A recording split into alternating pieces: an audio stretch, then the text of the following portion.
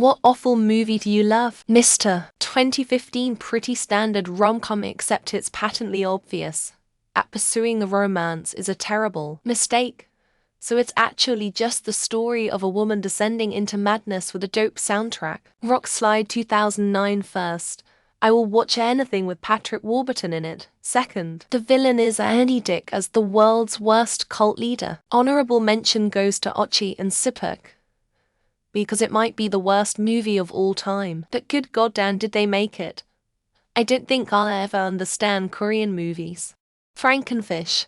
It's a giant animal monster B-movie that borrows a lot from a lot, and it's amazing. It's like Lake Placid, Jurassic Park, and Anaconda mashed up together and made with a $2 million budget. Teenage Mutant Ninja Turtles to the Secret of the Ooze.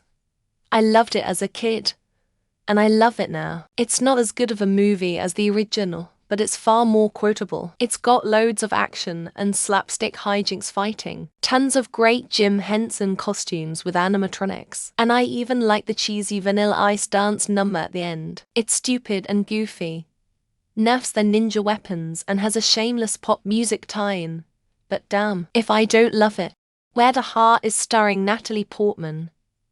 Hilarious, gratuitous love, absurd struggles, tragedies, and abandon in a small town saved by the unrealistic kindness of strangers trope. Also, she lives in a Walmart for a couple weeks and inevitably gives birth to her baby there. She knocks down a whole row of those fillable squeezy ketchup bottles while struggling with labor pains. It is my kryptonite.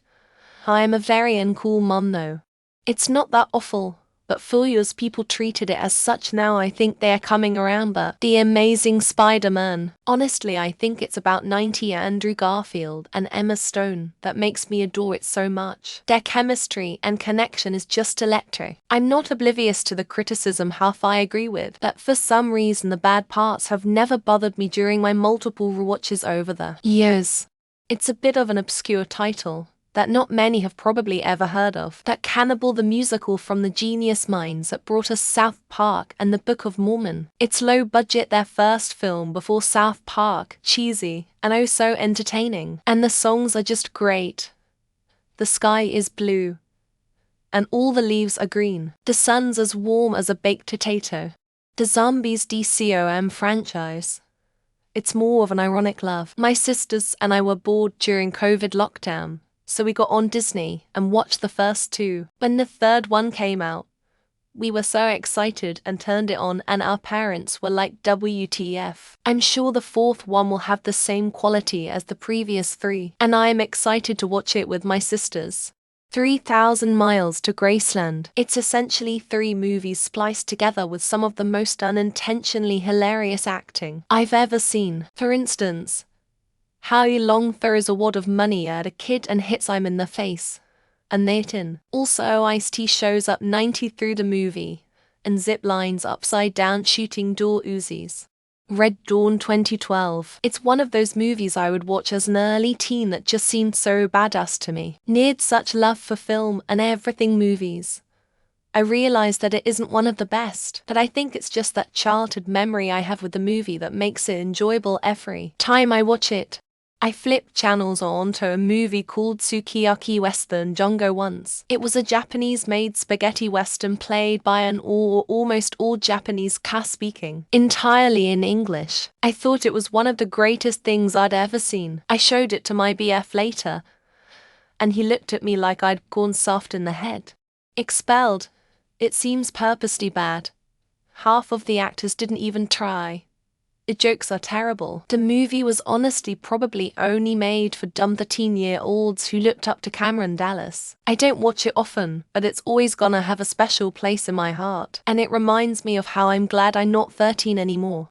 Ready to Rumble 2000.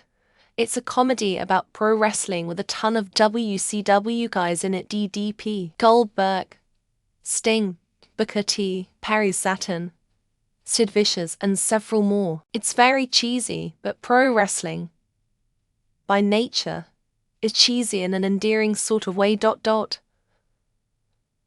I love it, always have loved it, and always will love it. Baba Hotep, starring Bruce Campbell as Elvis, and his friend JFK, played by R.C. Davis, in a nursing home, using their wiles to somehow defeat an ancient mummy that has accidentally arrived to suck the remaining life out of the old people. It's a cult classic. Reviews were only like 6.5/10 at best. Wild Wild West. That TV-esque opening credit sequence hooked me when I was 14. And I was sold from there. I thought that was a cool way to do an intro to an adaptation of the TV show. And the sci-fi meets western stuff was really cool too. I understand why it's hated, but I think it's fun as hell. Almost nobody has ever seen my favorite comedy movie, Fear of a Black Cat. It's a satire of early 90s hip-hop culture at the time it was transitioning to gangster rap. It is very much a movie of its time, and clearly made on a shoestring budget, but it cracks me up every time I see it. Robin Hood, Prince of Thieves. The VHS showed up at our house one day, and it was the most adult thing I was allowed to watch, so I watched it a million times. Later I grew up and people talked about what an awful movie it was, so I rewatched it as an adult, and I still fucking love it. The Demonic Toes movies. They're classic, cheesy, horror fun. I simply call them popcorn flicks. They're not good by any stretch of the word, but they're hilarious. They're up there with Puppet Masters for me. Now I have the urge to binge watch old, cheesy horror movies. It in the theater when it first came out. Patrick Stewart, before anyone knew who he was. Brilliant special effects with exploding bodies. Lesbians making out in the park. Just a great all-around flick. The Chase with Charlie Sheen and Christy Swanson and Henry Rollins, Ray Wise, Anthony Kiedis, Flea, Ron Jeremy, Carrie Elves, and a bunch of other random cameos. It features the most ridiculous sex scene ever, some legitimately good car chase action, and a great soundtrack. Banraku. It's simultaneously the best and worst movie I've ever seen. I watched it for gagged, but there's a whole cast of A-list actors including Demi Moore, Ron Perlman, and Woody Harrelson. It's funny and cheap-looking on purpose with a splash of classic action. Cars 2. It's dumb and corny but in a refreshing way. It doesn't have that we want money, it just slaps something together feel, but more of a hey what would a car spy movie look like feel. It's fun and I like it, but I know I wouldn't be able to defend it. Congo. Talking gorillas, man-eating gorillas. Shooting man-eating gorillas with lasers for reasons. Tim Curry as a Romanian philanthropist. Ernie Hudson as the great white hunter who just happens to be black. Is it good? No. Is it very watchable? Yes. Employee of the Month, the one with Matt Dillon. We literally watched it every day for 2 weeks one summer during college, drinking and getting high. We couldn't return it to Blockbuster because we didn't have money to pat the fees to get another movie. The Pink Panther 2006. I don't care what anyone says, that movie is hilarious. Steve Martin kills it as Clouseau. Sure, it's more kiddish, and the mystery isn't top-notch, but Martin makes even the dumbest joke, which there are many, work. The Pest. And it's free on YouTube. This is a very stupid adaptation of The Most Dangerous Game. And my brothers and I have loved this movie since 1997 and seen it a couple dozen times. Grease 2. You can't top a 40-something Lorna Luft playing a high school senior and singing to Adrian's Med. Hey Johnny, if you bowl that strut, I just might be your baby tonight. Gets me every time. Is Fifth Element considered awful?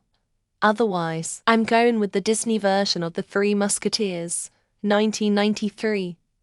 Tim Curry, Kiefer Sutherland, Chris O'Donnell, Charlie Sheen, all over it. Critters, it's so terrible. The special effects include people literally throwing the critters across the screen to show them. Moving Law also has a young, gorgeous Billy Zane.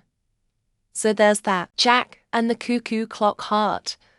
It's a French animated film and the English dub is interesting. Best parts are the terrible beatboxing rap and Jack the Ripper showing up for no reason. First we both get naked, only we're wearing sailor hats. And then we get into a jacuzzi FFF filled with Pepto-Bismol.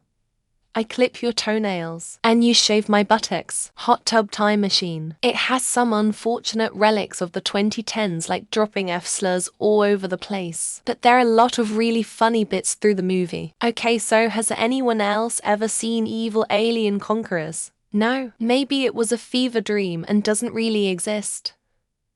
So ridiculously bad and also funny as hell. D-War. Shitty. Low budget. Unclean Korean action comedy that makes zero sense. But I can't help loving it, just as much as the creators loved making it. XD. Waterworld. I love the setting. The characters. Dennis Hopper absolutely chewing the scenery to bits. The action set pieces. It's so dumb and fun. Any 80s or 90s throwaway comedy or horror.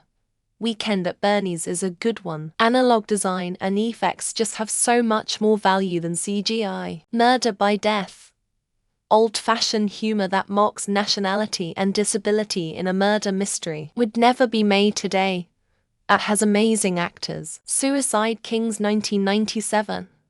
I think the acting is outstanding. Dennis Leary beats a guy with a toaster, and I've never met anyone else who liked it. Grown Ups. Such a nice-paced movie that is just for entertainment.